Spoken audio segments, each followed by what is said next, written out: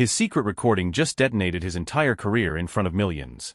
And when his own fans heard what he really thought about them, they didn't just cancel him, they burned the whole empire to the ground. You're about to hear the exact moment one of the most beloved creators on the internet went from hero to the most hated man online.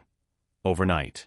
My name is Caden Reed, and for the last 6 years I was the guy behind the camera for Ethan Voss, the golden boy of YouTube, 28 million subscribers, sold-out live tours, brand deals with energy drinks and gaming chairs that paid more in a month than most people make in 5 years.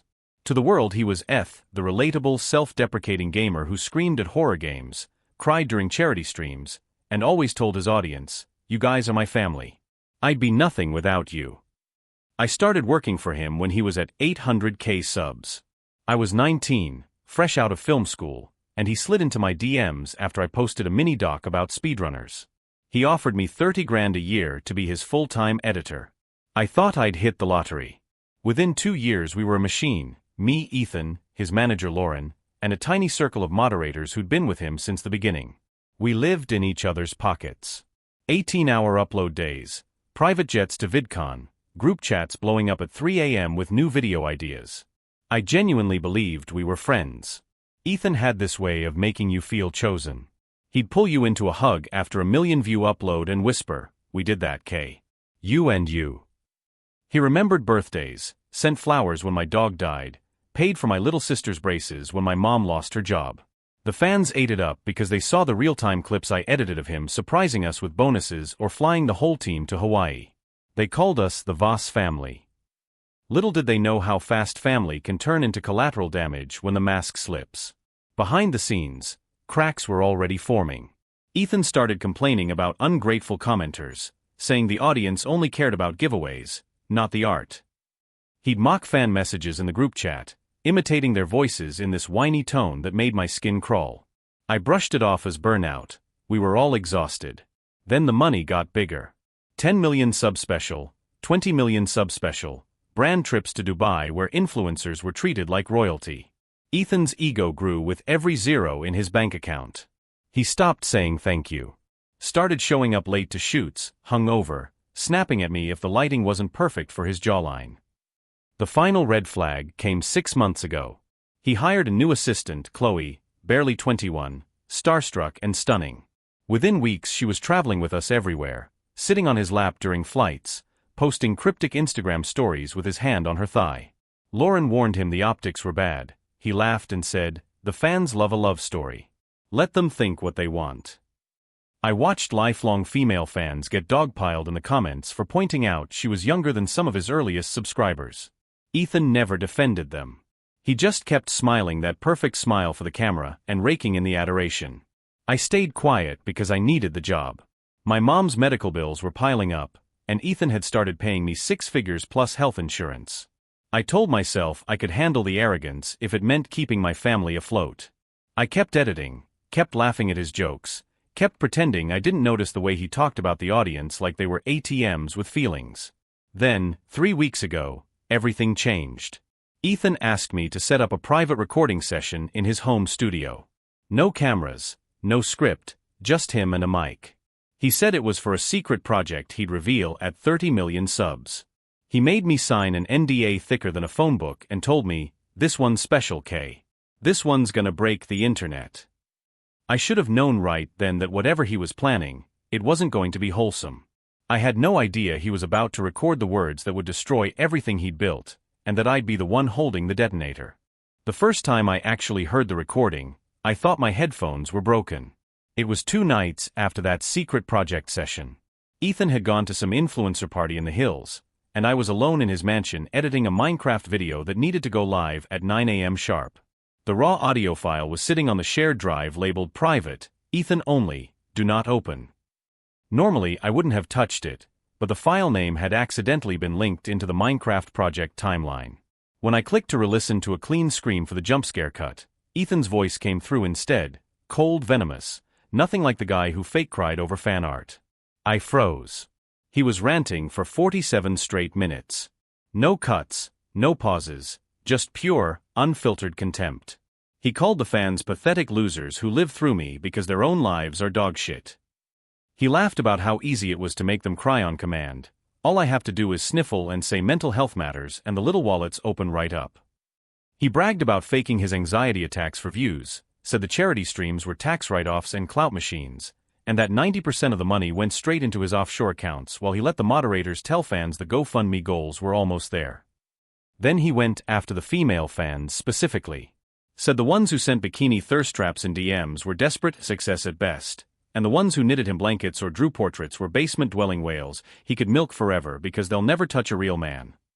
He mocked a 15-year-old girl who'd attempted suicide after he didn't respond to her message, said, maybe if she spent less time writing essays in my comments and more time at the gym, she wouldn't be so depressed.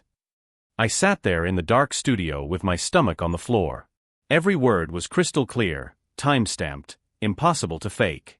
He ended the rant with a smug little laugh and said, when I drop this as an NFT audio series, the irony is gonna make me another 50 mil.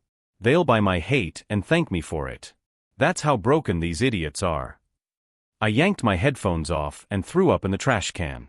The next morning he strolled in like nothing happened, tossing me a coffee and saying, "Yo K, you look rough man." Late night. I forced a smile while my brain screamed. For 2 weeks I walked around in a fog, listening to him film wholesome content, high-fiving little kids at meet and greets, posting teary-eyed stories about how blessed he felt. Every time he said, "I love you guys" to the camera, I heard the real version in my head and wanted to punch through a wall. I started documenting everything. Screenshotting the hidden revenue sheets Lauren accidentally left open, saving the unedited clips where he screamed at staff off camera, archiving the dozens of NDAs he made underage fans sign for VIP experiences. I told myself it was just insurance, in case he ever tried to screw me over. But the worst was still came. One night he got blackout drunk and cornered me in the kitchen. Started ranting about how I was replaceable, how any monkey with Premiere Pro could do my job, how he only kept me around because I was loyal like a dog. Then he leaned in close, breath stinking of tequila, and said, "Don't ever forget who made you, Caden. Cross me and I'll bury you so deep your mom will be paying my legal fees from her hospital bed." He laughed, slapped my cheek twice hard, like a mob boss in a bad movie, and walked away. That was the moment I stopped being afraid and started getting even. The problem wasn't just that Ethan was a monster. The problem was that 28 million people still worshipped him. And the only way they were ever going to see the truth was if someone ripped the mask off in front of the entire world. It happened on a Thursday night, 3 days before the 30 million subscriber livestream he'd been hyping for months in advance. The entire team was at his house rehearsing. Custom stage in the backyard, drone cameras, pyrotechnics, a live orchestra. He was planning to propose to Chloe on camera, fake cry for 20 minutes, then drop the secret project as the big finale. He kept saying, "This is going to be bigger than Mr. Beast's Antarctica video. This is legacy shit." I was in the control booth running tests when Lauren rushed in, face white. She pulled me into the hallway and whispered, "He's cutting everyone's bonus. Completely. Says the proposal ring and the fireworks ate the budget, and that we should be grateful just to be part of history." I laughed, because at that point my body didn't know how else to react. 6 months of unpaid overtime, sleeping in the studio, missing my mom's chemo appointments so Ethan could have the perfect thumbnail, and now we weren't even getting the 50 grand each he'd promised in writing. Lauren started crying. She'd just put a down payment on a condo banking on that money. That should have been the breaking point. But it wasn't. The real one came an hour later. Ethan called me into his office, closed the door, and slid an envelope across the desk. Inside was a check for $25,000 and a new contract. The contract said that effective immediately, I was signing over all rights to every video I'd ever edited for him, including future royalties on anything that hit 1 billion views. In exchange, he was graciously giving me the check as a severance because, and I quote, "I'm restructuring the channel around people who actually move the needle, not background techies." I stared at the paper.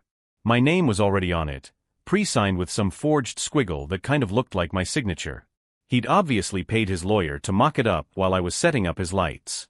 I asked, voice shaking, "You're firing me 3 days before the biggest stream of your life?" He leaned back, smirking. "I'm not firing you, Kay. I'm promoting you to the bench. You'll always be part of the origin story, bro. But let's be real. Nobody knows your name. They know mine.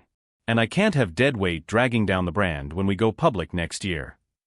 He tapped the check.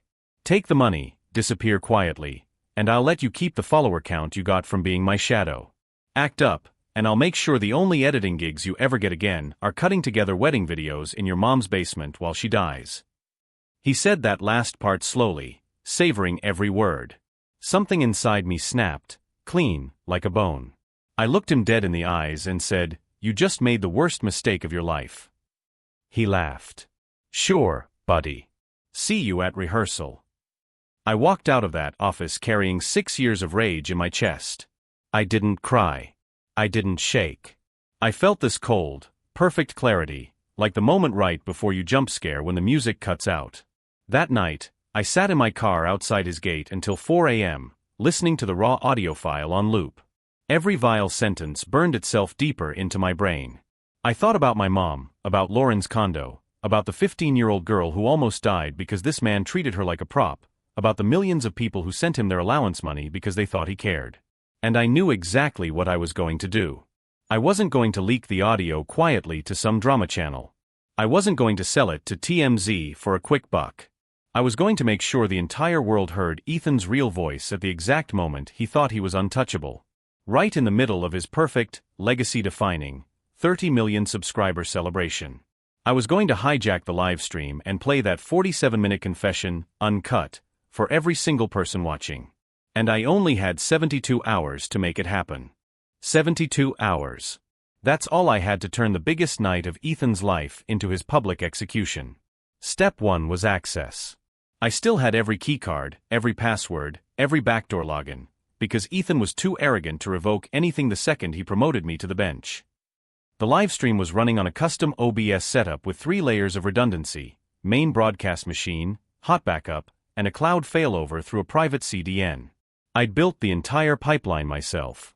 I knew every relay, every fallback trigger, every single point where I could inject a new source without anyone noticing until it was too late. Step 2 was the file. I made 12 copies of the raw 47-minute rant, each one watermarked invisibly with a different forensic tag so that no matter which backup got seized later, the trail would always lead back to Ethan's own hard drive. I stripped the metadata, bounced it through 3 VPNs, then hid it inside a fake Minecraft world download on an old Google Drive nobody had touched since 2021. If anyone went looking for the leaker, the breadcrumbs would loop forever. Step 3 was the switch. The live stream was scheduled to run 3 hours: opening montage, celebrity guests, proposal, secret project reveal, fireworks finale. Ethan wanted the secret project to play on the massive LED wall behind him right after he got down on one knee. All I had to do was replace whatever sizzle reel he'd prepared with my file. The control booth was 20 feet from the stage, glass-walled, packed with techs wearing headsets. I couldn't just stroll in and hit buttons. So I built a ghost key. I spent 30 straight hours coding a tiny overlay script that looked exactly like the official lower third graphics package, same font, same animation curve. The second the producer called for Source 7, Ethan's secret project, my script would intercept the command, swap the real file for mine, and lock out manual override for 50 minutes. By the time anyone figured out the password, which I'd changed to Eurofraud just for the poetry, the damage would be done. I tested it 17 times on a mirror setup in my apartment.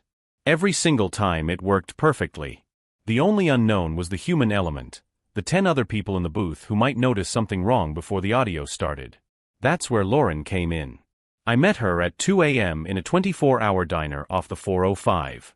She was still wearing the same hoodie from rehearsal, eyes puffy from crying over her canceled bonus. I slid my phone across the table and played 30 seconds of the rant. Her face went from exhausted to murderous in half a heartbeat. She didn't even ask if it was real. She just whispered when I told her the plan. She didn't hesitate. "I'll get you in the booth. I'll keep the others distracted. Just promise me one thing: when it's over, you let me watch him burn up close." We shook on it like we were making a blood pact. Last piece: escape. Once the file started playing, security would lock the property down in minutes. I booked a red-eye to Seattle under my cousin's name, packed one backpack, left my phone in a Faraday bag so it couldn't be triangulated. I wrote a letter to my mom and scheduled it to email 48 hours later so she wouldn't panic when I vanished for a week. The night before the stream, I stood in my empty apartment and played the audio one last time. My hands were steady. My heart rate was normal. I felt the way I imagine surgeons feel right before they cut, focused, almost peaceful. At 6 p.m. the next day, I walked back through Ethan's front gates wearing the same crew lanyard I'd had for 6 years. Nobody looked at me twice. I was invisible again, just the quiet editor guy carrying Pelican cases. Ethan was already on stage doing vocal warm-ups, laughing with Chloe, waving at the drones. He spotted me in the crowd and shot me finger guns like we were still best friends. I smiled back and mouthed, "Good luck tonight." He winked. He had no idea that in exactly 2 hours and 41 minutes, 30 million people were going to hear the real him scream every ugly truth he'd ever tried to bury. And I was going to be the one who pressed play. The backyard looked like a small Super Bowl. 40,000 RGB lights, 200 drones hovering in formation, a 60-foot LED wall pulsing with Ethan's logo. 32 million people watching live, peak concurrency climbing every minute. Chat was a solid wall of hearts and "We love you ETH." The orchestra played the swell he'd paid Hans Zimmer's team to remix. Chloe stood center stage in a white dress, hands over her mouth, already fake crying for the cameras. I was in the control booth, headset on, pretending to adjust levels. Lauren stood beside me, counting down cues like nothing was wrong. My ghost key script was armed. The real secret project file sat in slot 7, exactly where it was supposed to be.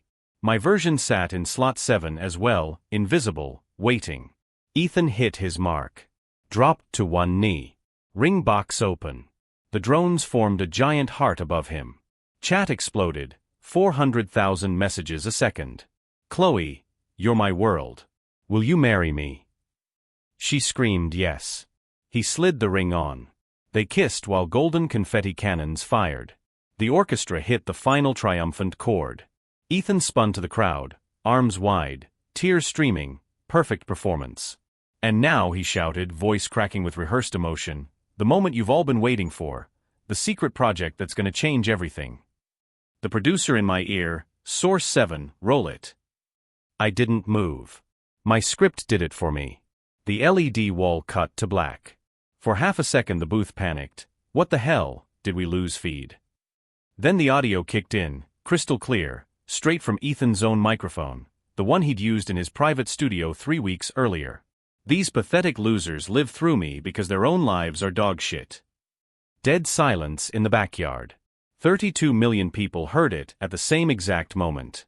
Ethan's smile froze. He turned slowly toward the wall, confused, thinking it was a prank. Then his own voice kept going. "All I have to do is sniffle and say mental health matters and the little wallets open right up." Chat flipped from hearts to skull emojis in a heartbeat. The orchestra conductor literally dropped his baton. Chloe's face on the jumbotron went from bridal glow to horror. She took one step back from Ethan like he'd turned into a stranger. Ethan lunged toward the stage wing screaming, "Cut it! Cut the feed! Somebody fucking cut it!" But my override had locked every board. Nothing responded. The rant kept rolling. He sprinted off stage, vaulted the barricade, and bolted for the control booth. I saw him coming, red-faced, veins popping, security chasing 3 steps behind. Lauren stepped in front of the door, arms out. "Back off, Ethan." He shoved her, hard. She hit the wall. That was the last thing I saw before I yanked my headset off and walked out the side exit. Behind me the audio reached the part where he mocked the 15-year-old suicide attempt. A collective gasp went through the live audience. Some started booing. Others just stood there crying. I made it to the service gate as the 47 minutes hit the 20-minute mark. Sirens in the distance, not cops yet, just the fire marshal because someone had triggered the emergency system. I slipped into the alley, hoodie up, and disappeared into the Los Angeles night. By the time I reached the freeway, Twitter had crashed twice. TikTok was nothing but screen recordings of the stream. Reddit's front page was a single post with 800K upvotes, Ethan Voss full unedited rant, timestamped. Brands were deleting sponsored posts in real time. His energy drink deal tweeted, "We are aware of the situation and have suspended all partnerships effective immediately." I pulled into a gas station in Barstow, opened my burner laptop, and watched the concurrent viewership counter hit 46 million, still climbing, as Ethan's own voice finished destroying everything he'd ever built. And for the first time in 6 years, I smiled, really smiled, because the mask wasn't just off. It was in fucking ashes.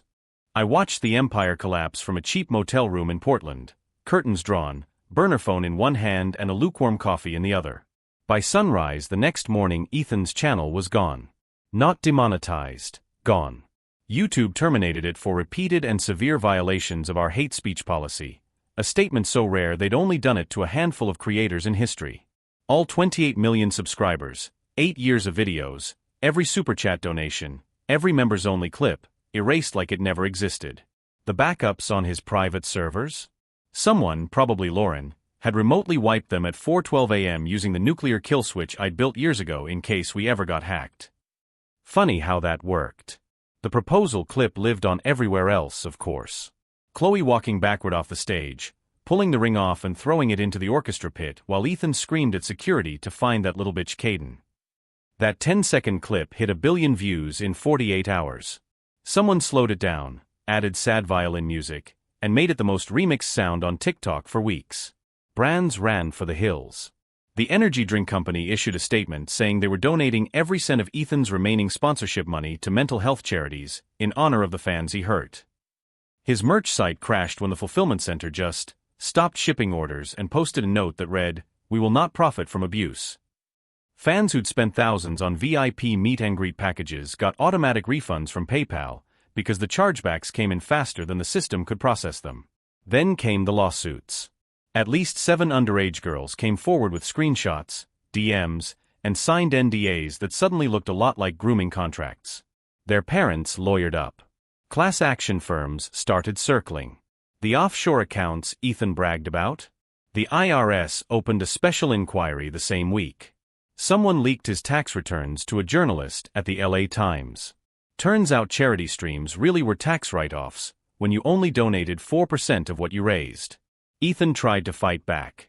He posted a tearful apology from what looked like a budget Airbnb, no makeup, shaking voice, the whole works. I was in a dark place, scripted by writers, taken out of context.